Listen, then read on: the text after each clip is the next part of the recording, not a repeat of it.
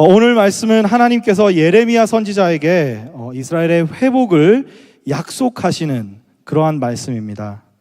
이스라엘 백성이 하나님을 떠나 우상을 숭배하고 거짓 신들, 자신들의 열심, 그리고 성전의 주인이신 하나님이 아닌 성전 그 자체를 우상화해 숭배함으로 하나님을 경멸하였기에 하나님께서는 당신의 사랑하시는 자녀를 잘못된 길로 가는 것을 내버려 두지 않으시고 이스라엘 백성을 치셨습니다.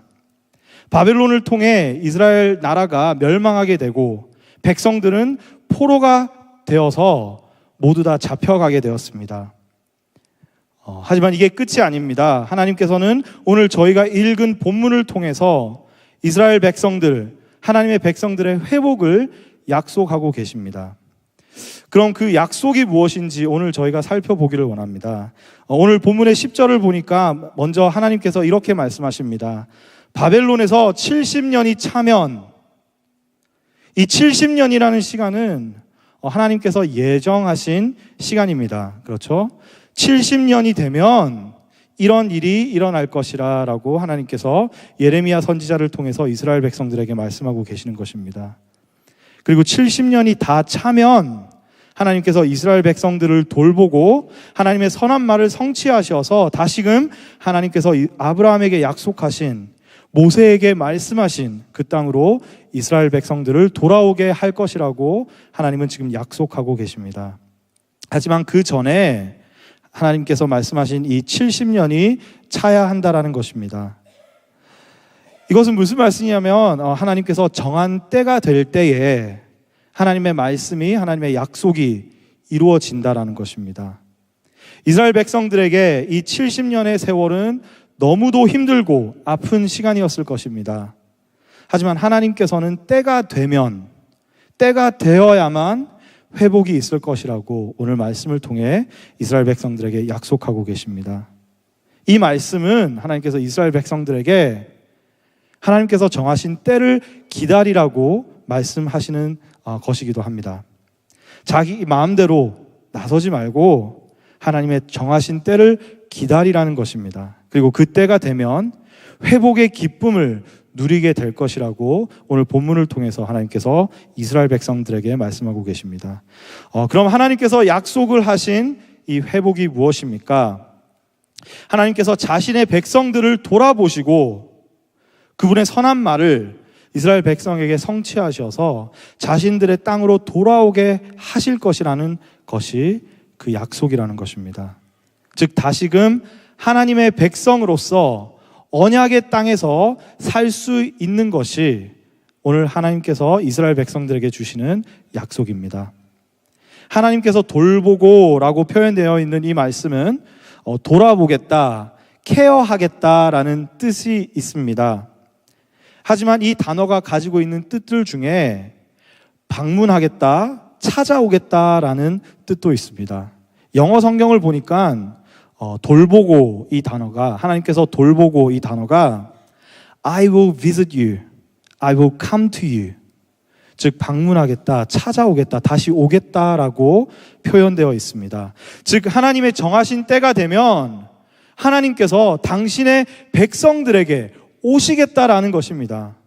그리고 하나님께서 하신 말씀, 그 약속을 성취하셔서 이스라엘 백성들을 하나님께서 와주셔서 언약의 땅으로 다시 데리고 가시겠다, 회복하시겠다라는 말씀입니다. 왜냐하면 하나님께서 이스라엘 백성들에게 향하신 그분의 마음과 생각이 재앙을 주는 것을 원하시는 것이 아니라 평안을 주시기 원하기 때문입니다. 말 그대로 샬롬, 평강을 주시기 원하신다는 것입니다. 그리고 미래와 희망을 주는 것이 하나님께서 당신의 백성들에게 주기를 원하시는 것이라는 겁니다. 하나님은 이스라엘 백성들을 사랑하십니다. 그렇기에 평안을 주시길 원하십니다. 재앙을 주기를 원하지 않으십니다. 하지만 이스라엘 백성들은 자신들이 처해 있는 상황을 보면서 바벨론에 포로로 잡혀 있고 나라가 망한 그 상황을 보면서 어쩌면 하나님께서 자신들에게 재앙을 주기를 원하고 아픔을 주기를 원한다라고 생각할 수도 있습니다. 어쩌면 하나님께서 그것을 아시기에 이스라엘 백성들에게 말씀하십니다.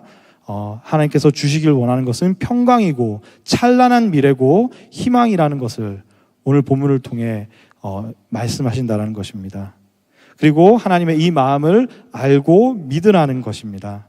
그래서 이스라엘 백성들이 하나님의 마음을 알기에, 자신들을 하나님께서 사랑하시는 것을 알기에 하나님에게 부르짖으면, 하나님에게 기도하면 그들의 기도를 들으시겠다고 오늘 본문을 통해서 하나님은 약속하고 계시는 것입니다. 온 마음으로 여호와 하나님을 구하면 그분을 찾고 그분을 만나게 될 것이라고 하나님은 약속하십니다.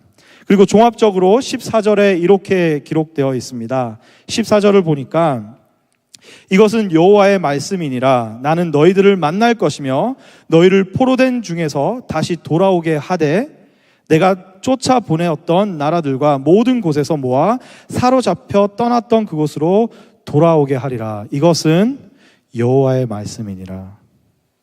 하나님께서 다시금 당신의 백성들에게 찾아가 만나주시고 포로된 중에서 다시 하나님께서 약속하신 언약의 땅으로 불러주시고 흩어져 있는 모든 나라에서 당신의 백성들을 모아서 언약의 땅으로 돌아오겠다고, 회복하시겠다고 약속하시는 것입니다. 그리고 이 약속은 여호와 하나님께서 하신 말씀이라는 것입니다. 제가 좋아하는 목사님의 차를 타면 무한 반복되는 노래 하나가 있습니다. 그 목사님의 차를 타면 항상 똑같은 노래가 계속해서 반복이 되는데 그 노래 가사가 이렇습니다. 꽃은 시들고 풀은 마르나 주의 말씀은 영원해. 오늘 저희가 읽은 이 말씀은 그냥 믿을 수 없는 사람이 아무렇게나 한 말이 아니라 신실하신, 영불변하신 하나님의 말씀이라는 것입니다. 그렇기 때문에 하나님의 말씀은, 하나님의 약속은 꼭 지켜질 것입니다. 그리고 저희가 역사적으로 볼 때 이 말씀이 지켜졌습니다. 이스라엘 백성들이 예레미야의 오늘 본문을 읽는다면 얼마나 감사하게 이 본문을 읽겠습니까? 하나님의 정하신 때에 그들에게 하나님께서 와주시고 언약의 땅으로 인도해 주신, 자신들을 너무도 사랑해 주시는 하나님, 그 하나님을 생각할 때 정말 아무 걱정이 없고 근심이 없을 것입니다. 그리고 너무나도 감사한 것은 오늘 예레미야의 이 말씀은 이스라엘 백성들에게만, 이 당시에 이스라엘 백성들에게만 적용되는 말씀이 아닙니다. 우리의 삶 속에서도 동일하게 적용되는 말씀이라는 것입니다. 왜냐하면 하나님의 이 약속이 우리 삶 속에서도 벌써 이루어졌기 때문입니다. 이곳에 있는 우리 모두가 하나님을 모르던 사람이었습니다. 아무리 교회에서 태어났고 모태신앙을 가졌다 할지라도 한때는 하나님을 모르고 살아가는 죄인이었습니다. 죄의 포로가 되었던 사람들이었다는 것입니다. 하지만 하나님께서 하나님의 때가 찰 때에 기약대로 우리에게 찾아와 주셨다는 것입니다. 예수님을 통해서, 예수 그리스도 임마누엘, 우리와 함께 계시다. 예수님께서 이 땅에 오시어 우리와 함께 하신다라는 것입니다. 오늘 본문의 말씀은 우리의 삶 속에서도 벌써 이루어진 말씀입니다. 예수님을 통해 성취되었습니다. 그렇지 않습니까? 평강의 왕이신 예수님께서 세상에 오셔서 우리와 함께 하심으로 인해 우리는 진정한 샬롬, 진정한 평강을 누리고 있다는 것입니다. 이제 크리스마스가 얼마 남지 않았습니다. 예수님의 탄생이 우리의 삶을 송두리째 바꿔 놓지 않았습니까? 죽음에서 생명으로, 재앙에서 평안으로, 성탄절을 맞이하는 이 기간뿐 아니라 삶의 모든 부분에서 하나님에게 진심으로 감사와 찬양을 드리는 성도님들이 되시길 간절히 기도드립니다. 제가 이 말씀을 준비한 이유는 이스라엘 백성들에게 하나님께서 약속을 하여 주셨고 그들에게 예수님께서 가주셨고 만나주셨는데 그 축복을 여기 계신 우리 모두 또한, 성도님들 또한 맛보았다라는 것입니다. 하지만 이 세상에는 아직까지 참된 평강, 하나님의 유일하신 아들이신 예수 그리스도를 만나지 못해 참된 이 회복, 평강을 맛보지 못한 사람들이 너무나도 많습니다. 예수 그리스도의 복음을 알지 못하는 자가 너무나도 많다는 것입니다. 그리고 저희는 이 복음의 빚진 자로서 예수 그리스도의 복음을 전해야 할 의무가 있고, 참된 회복, 참된 평강을 누리지 못하는 자들을 찾아가서 복음을 전하고 그들 또한 회복과 평강에 있을 수 있도록 하나님께서 그것을 간절히 원하시기에 저희들은 그 일을 감당해 나가야 한다는 것입니다. 그렇기에 저희 교회는 기도하고 간구하고 그들을 찾아가야 할 것입니다. 이번 인도 선교 여행은 시작하기 전부터 너무나도 많은 일들이 있었습니다. 저희가 인도의 밤을 통해서 그리고 여러 차례 많은 기도와 재정 지원과 여러 가지를 부탁드렸는데, 정말 성도님들의 마음과 정말 사랑이 얼마만큼 느껴지는지 하나님께서 넘치게 저희의 모든 필요한 부분들을 정말 넘치게 채워주셨습니다. 하지만 좋은 일들만 있었던 것은 아닙니다. 예를 들자면 저희 그 팀원들 중에 한 친구는 인도로 떠나기 며칠 전에 불과 2, 3일 전에 다니던 직장에서 정리해고 통보를 받았습니다. 그래서 인도를 가야 하는지 말아야 하는지 고민을 하기도 했었습니다. 그리고 또 다른 친구는 인도를 떠나기 전까지, 인도를 떠나는 그날까지 대상포진으로 인해서, 누구라고 밝히진 않겠지만 대상포진으로 인해서 너무나도 육체적으로 큰 고통을 앓고 있었습니다. 그래서 인도 가기 바로 전날까지 제가 통화하면서 진짜 갈 수 있느냐라고 확인을 했어야 할 만큼 큰 고통을 맞이했던 친구도 있었습니다. 그리고 이러한 상황이 있을 때마다 하나님의 은혜가 크겠구나라고 고백하라고, 그리고 하나님의 은혜가 클 것이라고 기대하라고 김 목사님께서 말씀해 주셔서 하나님께서 얼마나 큰 은혜를 부어주실지 기대하면서 마지막까지 저희는 준비를 했습니다. 힘든 상황이 있었음에도 불구하고 저희 팀원 모두가 정말 함께 선교를 갈 수 있었던 것은 정말 저희 교회가 한 마음과 한 뜻으로 기도와 여러 가지로 지원해 주시고 정말 큰 사랑을 부어주시니 저희 팀원 모두 다 진짜 포기하지 않고 갈 수 있었습니다.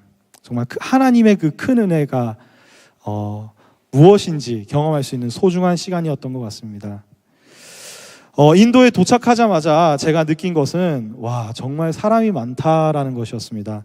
여기 그 호주에서 살다가 그 스트라스필드만 가도 와, 사람이 진짜 많다라고 생각이 되는데, 한 번씩 한국에 나갈 때 와, 정말 사람이 많다라고 생각이 되는데, 인도는 와, 그 한국과 비교할 수 없을 만큼 정말 사람이 많았습니다. 그리고 무엇보다 인도에 도착해서 처음 제가 느낀 점은 인도라는 곳이 얼마나 혼란스러운 곳인지, 얼마나 혼란스럽고 얼마나 질서가 없는지를 접하게 되었습니다. 정말 도로에 차들이 사고가 나지 않고 운전을 할 수 있는 게 너무나도 진짜 신기할 정도로 너무나도 혼란스러운 그 모습을 경험하게 되었고요. 그리고 인도에 도착하자마자 차를 타고 밤에 가는데 우상들이 얼마나 많은지, 거리에서도 그 많은 우상들, 그 조각들을 볼 수 있었습니다. 그리고 길가에 쓰레기가 너무 많고 정말 공기와 물이 오염되어 있는 나라, 양치를 할 때도 생수를 사용해서 양치를 했었어야 됐습니다. 인도의 물을 마시면 설사를 한다 그래가지고 겁을 많이 주셔가지고 생수로 양치를 할 정도로 정말 큰 문화 충격을 받았던 것 같습니다.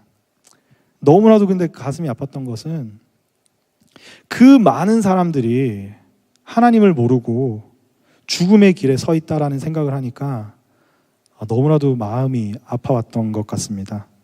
너무나도 많은 사람들이 영적인 눈이 어두워져 있고 힘든 삶을 살고 있는 곳이 바로 인도였습니다.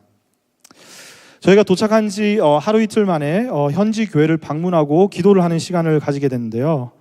현지 목사님과 대화하는 도중에 한 번은 이제 기도 모임을 하다가 힌두교 사람들에게 복음 때문에 매를 맞고 핍박을 당했다라는 그런 이야기를 들었습니다. 또한 그 목사님의 가족이 전부 다 힌두교 집안이라서 가족에게 버림을 받고 그 목사님의 아버지가 돌아가셨을 때도 가족이 오는 것을 허락하지 않아서 장례식에도 참석하지 못했다라는 그 말씀을 들을 때 너무나도 마음이 아팠는데 그 목사님께서는 너무나도 담담하게 너무나도 웃으면서 말씀을 하셨습니다. 근데 그분께서 그렇게 담담하게 말씀을 했을 수 있던 것이 바로 하나님에게 받은 사랑이 너무나도 크기 때문에 복음을 전하는 일을 포기할 수 없다라는 것입니다. 그러면서 제게 드는 생각이, 만약 그러한 핍박과 그러한 박해가 지금 우리 이 교회에 있다면 우리 교회의 그 많은 성도들 중 과연 몇 명이 모여서 진정으로 하나님께 감사와 찬양을 드릴 수 있을지, 그런 생각을 해보는 시간이 되었던 것 같습니다. 가족들을, 안전을 포기하면서까지 예수님을 정말 따를 수 있는지, 여기 계신 성도님들은 당연히 그러실 줄로 믿습니다. 인도에서 제가 본 상황은 정말 제가 생각했던 것보다, 제가 다른 사람들에게 들었던 것보다 훨씬 더 안 좋았습니다. 인도 정부가 지금 현재 인도 정부가 힌두교를 지지하는 정부입니다. 그래서 다른 종교, 특히 기독교를 지금 박해하고 핍박하고 있습니다. 알게 모르게 그러고 있는데 NGO 단체들이 지금 7,000개나 인도에서 빠져나갔다라고 통계가 되고 있습니다. 그래서 너무나도 안타까운 마음이 들었습니다. 그런데 하나님께서는 너무나도 신기하게도 그런 안타까운 마음을 가지고 있는 저희들에게 완전히 다른 모습을 보여주셨습니다. 저희가 메인으로 그 사역을 한 부분이 청소년 수련회였습니다. 아까 영상을 보셨던 것처럼 저희가 많은 청소년들, 한 150명 정도 되는 인도에 있는 크리스천들과 함께 수련회를 하는 시간이 있었는데요. 그 청년들과 쉐어링을 하는 동안 학생들도 있고 일을 하고 있는 청년들도 있었는데, 함께 이렇게 대화를 하고 쉐어링을 하는 가운데 너무나도 많은 사람들이 집에 거짓말을 하고 수련회를 왔다라고 말을 하더라고요. 집에는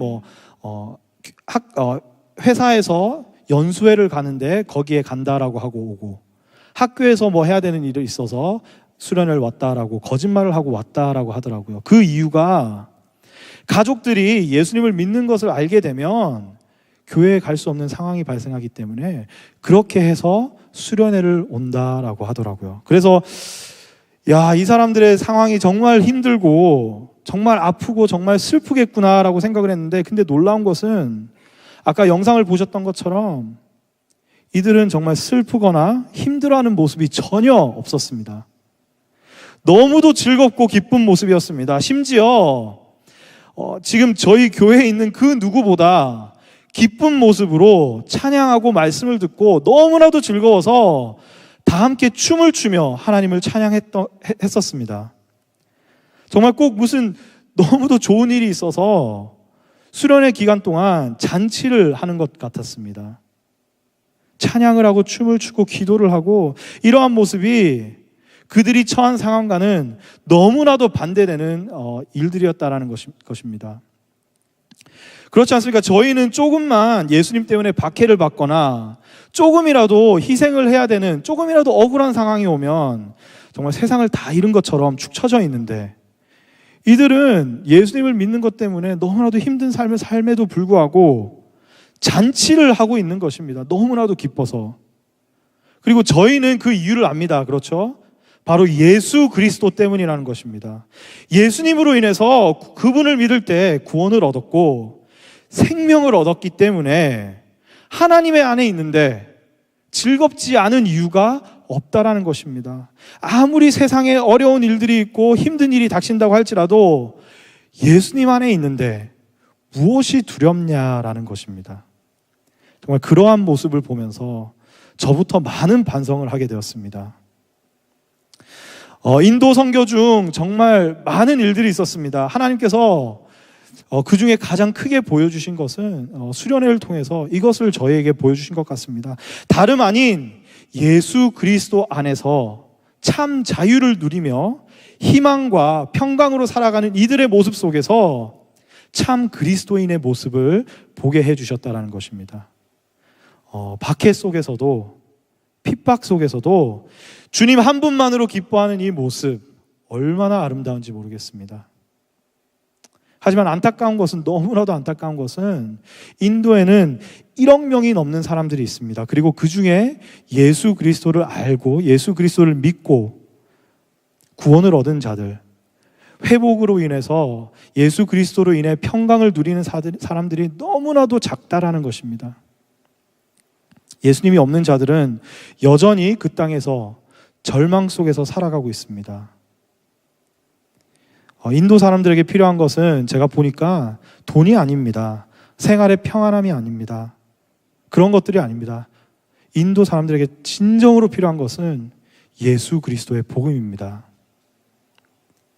그 복음을 듣고 예수님을 믿고 예수님 앞에 나아올 때에 그들은 어떤 상황이 그들에게 올지라도 참된 평강, 참된 기쁨을 누릴 수 있다는 것입니다. 그렇기에 성도님들, 제가 너무나도 간절히 부탁드리고 싶은 것은 저희가 기도의 끈을 놓지 않기를 기도드립니다. 저희가 정말 계속해서 인도 땅에, 너무나도 그 많은 사람들이 있는 그 인도 땅에 예수 그리스도의 복음을 전할 수 있는 그 길을 만들어 가기를, 그리고 저희 교회가 함께 하기를 간절히 기도드립니다. 그 땅에 하나님께서 다시 한번 부르기를 원하시는, 찾기 원하시는, 너무 간절히 소망하는 많은 사람들을 위해서 우리가 기도해야 할 것입니다. 인도를 위해서 계속해서 기도해 주시기를 간절히 바랍니다.